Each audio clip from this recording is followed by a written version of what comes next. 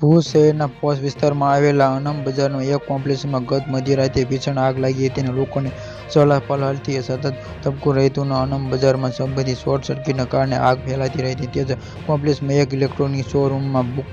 ભૂકેલી આગ અન્ય 5 જેટલી દુકાનો ફેલાઈ જતા દુકાનોમાં રહેલી કિંમતી માલસામાન બળી ખાખ થઈ ગયો હતો, જેથી ખૂબ જ મોટું આર્થિક નુકસાન થયું હોવાનું કારણ જોવા મળ્યું છે. ગત રાત્રે 1 વાગ્યા આસપાસ શરૂ થયેલી આગને લેતા ફાયર વિભાગને ભારે જહેમત ઉઠાવવી પડી હતી અને 6 કલાક જહેમત બાદ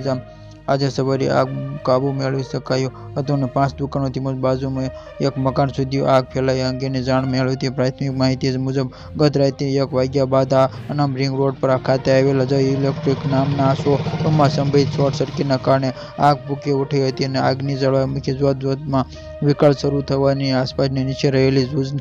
શૂઝની દુકાનોમાં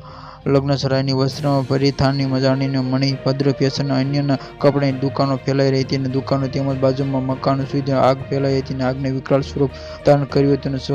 સદભાગ્યે આગની ઘટનાનું જાનહાનિ ટળી. આ આગની ઘટનામાં તમામ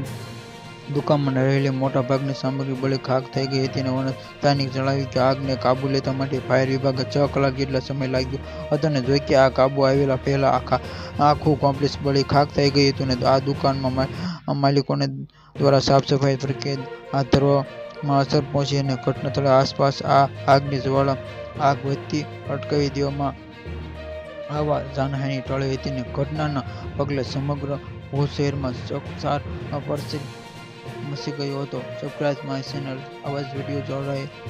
રહો અમારી ચેનલમાં.